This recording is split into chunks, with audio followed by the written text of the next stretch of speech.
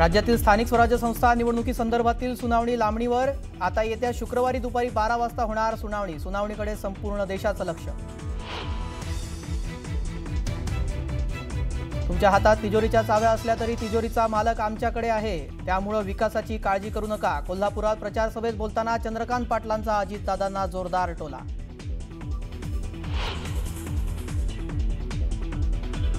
अयोध्येतील प्रभू श्रीराम मंदिर ध्वजारोहण सोहळा संपन्न। पंतप्रधान नरेंद्र मोदींच्या हस्ते ध्वजारोहण। सरसंघचालक मोहन भागवतांचीही सोहळ्याला विशेष उपस्थिती।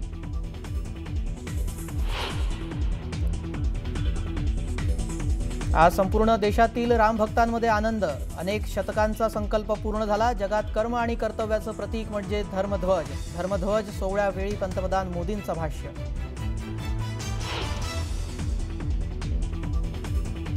मागील 11 महिन्यात 320 माओवाद्यांचा खात्मा। माओवाद्यांनीच बुकलेट जारी करून दिली माहिती।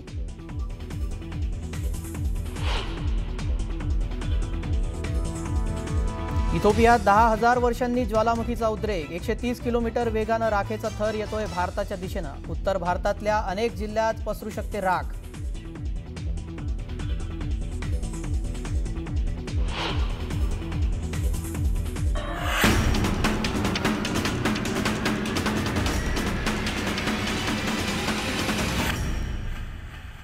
आता बातम्यांचा वेगवान आढावा घेऊयात सुपरफास्ट 100 मध्ये। राज्यातील स्थानिक स्वराज्य संस्थांच्या निवडणुकीबाबत होणारी सुनावणी लांबणीवर गेली आहे। आता येत्या शुक्रवारी दुपारी 12 वाजता सर्वोच्च न्यायालयात सुनावणी होणार आहे। सुनावणी लांबण्यानं राज्यातील स्थानिक स्वराज्य संस्थांच्या निवडणुकांवर टांगती तलवार कायम आहे। उपमुख्यमंत्री अजित पवारांनी बीडमध्ये जाहीर सभा घेतली आणि या सभेमध्ये बोलताना महिलांना सुविधा दिल्या पाहिजेत। 53 उमेदवारांपैकी अर्ध्या महिला उमेदवार आहेत असं म्हणत आपण महिलांचा सन्मान केला पाहिजे असं अजित पवार म्हणाले। शब्दाचा पक्का आहे, माझ्यावर आरोप प्रत्यारोप होतात पण मी स्वच्छ काम करण्याचा प्रयत्न करत असतो असं अजित पवार म्हणाले। अनेक पक्षाने आपल्याला उपमुख्यमंत्री पद दिली आहेत। आता जरी आरोप करत असले तरीही मागे त्यांनीच उपमुख्यमंत्री करून तिथे बसवलं होतं असंही अजित पवार यांनी म्हटलं आणि विरोधकांवर निशाणा साधला। तुम्ही मला साथ द्या, मी तुम्हाला साथ देतो असं म्हणत अजित पवार यांनी मतदारांना साथ घातली आहे। तुम्हाला विकास पाहिजे तर मी विकास करू शकतो, मी तुम्हाला मदत करू शकतो असंही अजित पवार म्हणाले। उपमुख्यमंत्री एकनाथ शिंदेंचं श्रीरामपुरात जल्लोषात स्वागत करण्यात आलं। श्रीरामपूरमध्ये भाजप आणि शिवसेना आमने-सामने आले। श्रीरामपूर नगरपालिका निवडणुकीमध्ये चौरंगी लढत होणार आहे। उपमुख्यमंत्री एकनाथ शिंदे यांच्या उपस्थितीमध्ये शिवसेनेचे नगराध्यक्षपदाचे उमेदवार प्रकाश चित्ते यांच्या प्रचारासाठी भव्य सभा पार पडली। यावेळी बोलताना त्यांनी उद्धव ठाकरेंवर जोरदार निशाणा साधलाय। सामान्य शेतकऱ्याचा मुलगा मुख्यमंत्री झाला हे त्यांना कधीच पचलं नाही। अजूनही जवळ मळमळ होते, त्यांची पोटदुखी अजूनही जात नाही असा टोला शिंदेंनी लगावला। उपमुख्यमंत्री एकनाथ शिंदेंनी आमदार रोहित पवार आणि राम शिंदे यांच्यावर निशाणा साधला। जामखेडला 2 आमदार आहेत पण काम होत नाहीत। दोघे एकमेकांची कामे अडवतात, त्यामुळे जनतेचे प्रश्न सुटत नाहीत असा थेट आरोप शिंदेंनी केला। उपमुख्यमंत्र्यांच्या या टीकेमुळे जामखेडमधील राजकीय वातावरण चांगलंच तापलंय। आपण विकासाचा दृष्टिकोन ठेवून जनतेच्या कोर्टात गेलो आहोत। स्वबळावर 4ही ठिकाणी निवडणूक लढवत आहोत। विकासाचं मॉडेल नागरिकांसमोर ठेवणार असं निलेश राणे म्हणाले। जीवाभावाची लोक आपल्या विरोधात आहेत, मनाला पटत नसतानाही निवडणुकीला सामोरं जातोय असं निलेश राणेंनी सांगितलं। मालवणमध्ये भगवा फडकणार, निलेश राणेंना जिंकून द्या असं आवाहन उदय सामंतांनी केलंय। नारायण राणेनंतर निलेश राणे हे सिंधुदुर्ग जिल्हा सांभाळू शकतात असं वक्तव्य उदय सामंतांनी केलं। सातारा नगरपालिकेच्या नगराध्यक्षपदाच्या महाविकास आघाडीच्या उमेदवार सुवर्णा पाटील यांनी प्रचार करताना साताऱ्यामध्ये मागील 35 वर्षात कोणताही विकास झाला नसल्याची खंत व्यक्त केली। दोन्ही राजेंच्या आव्हानापेक्षा जनतेनं त्यांना आव्हान दिलं असं म्हणत जिंकण्याचा विश्वास त्यांनी व्यक्त केला। सिल्लोडमध्ये नगरपरिषद निवडणुकीच्या पार्श्वभूमीवर अब्दुल सत्तार यांच्या उपस्थितीमध्ये शिवसेनेची प्रचार पदयात्रा सुरू झाली आहे। पदयात्रा आणि कॉर्नर बैठकीला मतदारांचा उत्स्फूर्त प्रतिसाद मिळतोय। गोव्याचे मुख्यमंत्री प्रमोद सावंतांनी कोल्हापूरमधील चंदगडचे आमदार शिवाजी पाटलांच्या निवासस्थानी भेट दिली। यावेळी चंदगड ते गोवा या रस्त्याच्या समस्येबाबत आमदार पाटील यांनी सावंतांशी चर्चा केली आहे। चंदगड नगरपंचायत निवडणुकीतील महायुतीच्या सगळ्या उमेदवारांना यावेळी सावंतांनी शुभेच्छाही दिल्या।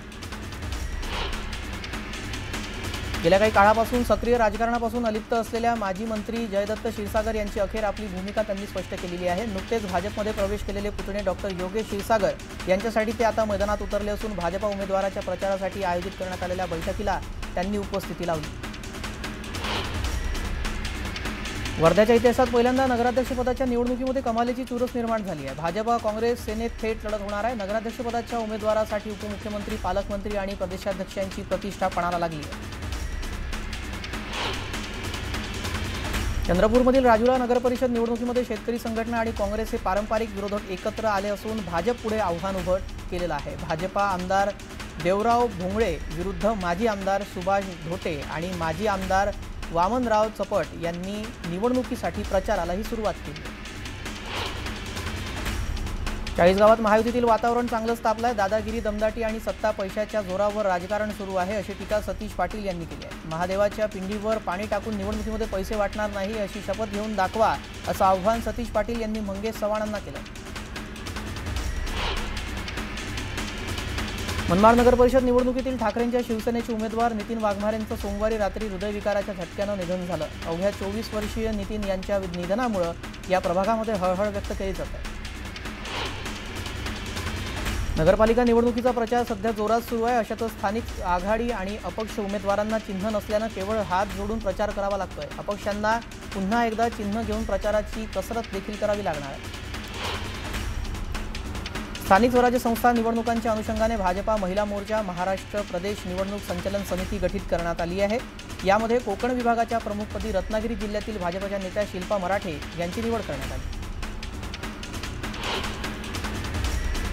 रायगडमधील एकूण 10 नगरपालिका निवडणुकीमध्ये 5 नगरपालिकांमध्ये महिलांची राजकीय झुंज पाहायला मिळणार आहे। त्यामुळे या नगरपालिकेमध्ये कोणत्या पक्षाची महिला निवडून येते त्यावर या नगरपालिकेमध्ये महिलांचं राज्य पाहायला मिळणार आहे।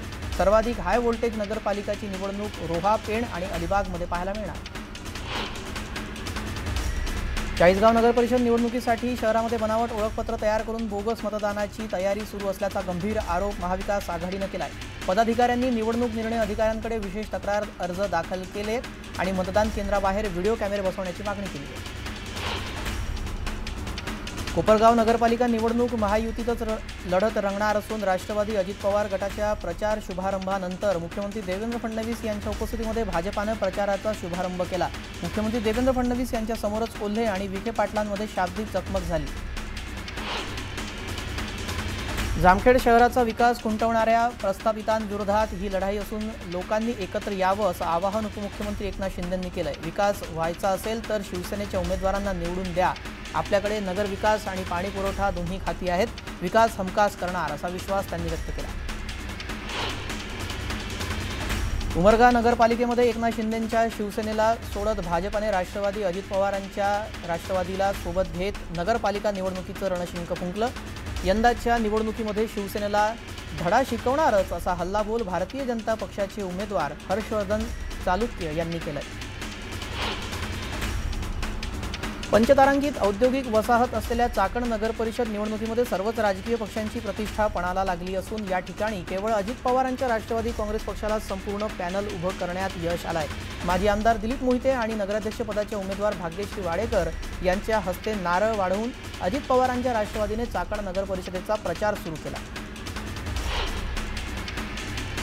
भाजप शिवसेनेमध्ये धाराशिवमध्येही तणाव पाहायला मिळतोय। युती फिसकटल्यानंतर आता शिवसेना आक्रमक पवित्र्यात दिसतीये। आम्हाला अंधारात ठेवायचं आणि युती तोडायची हे भाजपाचं प्लॅनिंग होतं। राणा जगजितसिंह पाटील यांना आपलीच ताकद जास्त असल्याचं वाटतं, मात्र शिवसेना ताकद दाखवणार असा इशारा जिल्हा संघटक सुधीर पाटील यांनी दिला। फुलंब्री नगरपंचायतमध्ये स्थानिक राजकारणामध्ये खळबळ उडाली आहे। शिंदे सेनेकडून नगराध्यक्ष पदासाठी उभे असलेले आनंद ढोके यांनी भाजपमध्ये प्रवेश केला आहे। ढोके यांच्या भाजप प्रवेशाने शिंदे आणि भाजपमध्ये नाराजी पाहायला मिळते।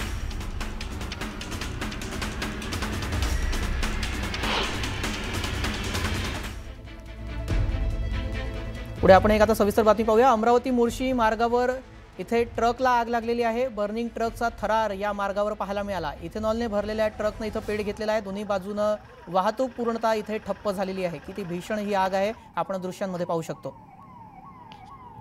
इथेनॉलने भरलेल्या या ट्रकने इथं अचानक पेट घेतलाय। दोन्ही बाजूची वाहतूक इथे पूर्णतः ठप्प झालेली आहे। अमरावती मुळशी महामार्गावर माहुली जहागीर जवळ ही घटना घडलेली आहे। ट्रकने अचानक पेट घेतला। अमरावती मोर्शी मार्गावरील वाहतूक इथे पूर्णतः आता ठप्प झालेली आहे। महामार्गावर वाहनांच्या रांगाच लागल्याचं दिसतंय। सुदैवानं या घटनेमध्ये कोणतीही जीवितहानी झालेली नाही अशी माहिती आहे। आगीचे लोळ मोठ्या प्रमाणात वर उठताना दिसतायत। आजूबाजूच्या नागरिकांमध्ये देखील भीतीचं वातावरण निर्माण झालं आहे। अग्निशमन विभागाच्या माध्यमातून आगीवर नियंत्रण मिळवण्यात आलेलं आहे। इथे अग्निशमन दलाचे जवान देखील पोहोचलेत आणि ते आगीवर नियंत्रण मिळवतानाची दृश्य देखील ही आपण पाहतोय। सुदैवानं इथे कोणतीही जीवितहानी झाली नसल्याची माहिती मिळते। अमरावती मोर्शी मार्गावर या बर्निंग ट्रकचा थरार आपण पाहतोय। इथेनॉलने भरलेल्या या ट्रकनं अचानक पेट घेतला आणि दोन्ही बाजूची वाहतूक देखील काही वेळसाठी ठप्प झाली होती। यानंतर आता उर्वरित बातम्या वेगवान स्वरूपात पाहूयात सुपरफास्ट 100 मध्ये। आगामी नवी मुंबई महापालिकेच्या निवडणुकीच्या पार्श्वभूमीवर शिवसेनेचा नवी मुंबई येथे मेळावा संपन्न झाला। युती संदर्भात निर्णय नेते घेतील, तुम्ही कामाला लागा। महायुतीचा भगवा झेंडा नवी मुंबई महापालिकेवर फडकवण्यासाठी सज्ज रहा, अशा सूचना खासदार नरेश मस्केंनी केल्या।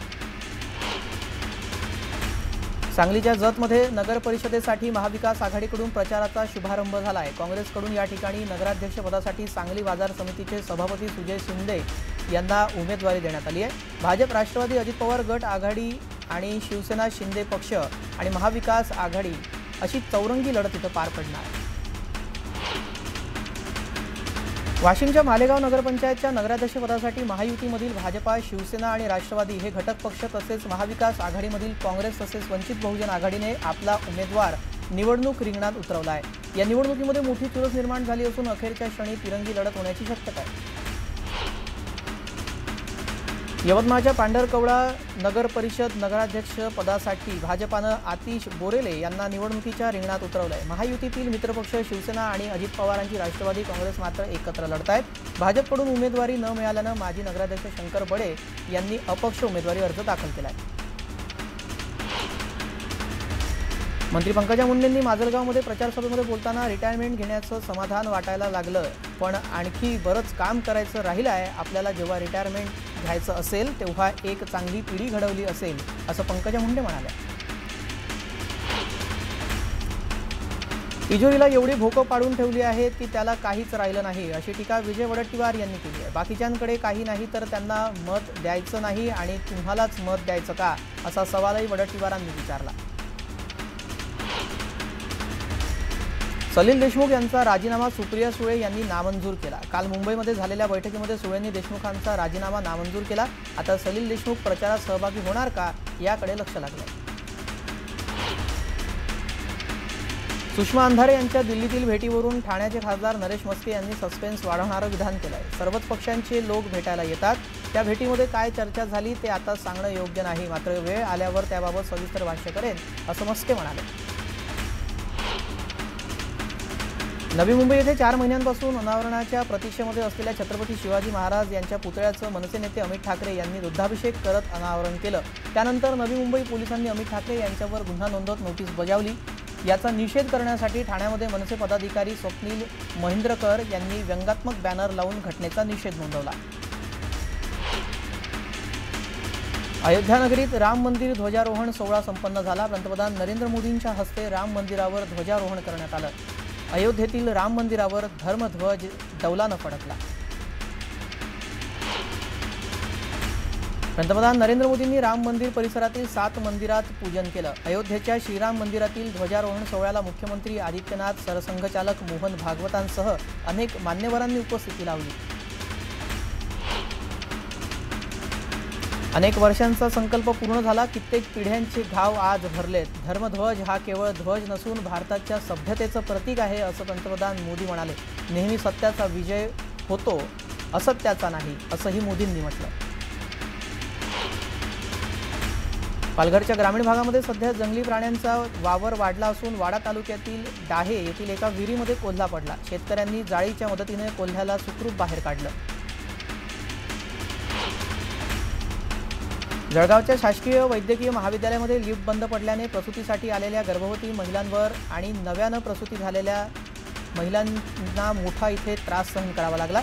लिफ्ट अचानक बंद झाल्यामुळे रुग्णालयातील कर्मचारी महिलांना पायऱ्यांवरून वरच्या मजल्यावर त्यांना नेत असल्याची दृश्य समोर आली, ज्यामुळे त्यांचा जीव धोक्यात येत असून उपचार प्रक्रियेलाही विलंब होतोय।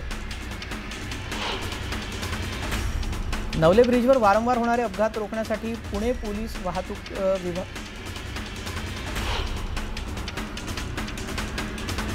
जालन्यामध्ये अतिवृष्टीनंतर थंडीचा मोसंबीला मोठा फटका बसला आहे। महिनाभरामध्ये 20,000 रुपयांवरून 12,000वर मोसंबीचे दर आले असून 8,000 रुपयांनी दरात घसरण झाली आहे। मागच्या 10 वर्षातील हा निच्चांकी दर असून मोसंबीवर उत्पादक शेतकऱ्यांवर संकट कोसळलं आहे। सांगलीच्या पलूस तालुक्यातील धनगाव औदुंबर परिसरातील कृष्णा नदी पात्रामध्ये मगरीचा वावर दिसून आला आहे। मगरीच्या वावरामुळे शेतकरी आणि मासेमारी करणाऱ्यांमध्ये भीतीचं वातावरण पसरलं आहे।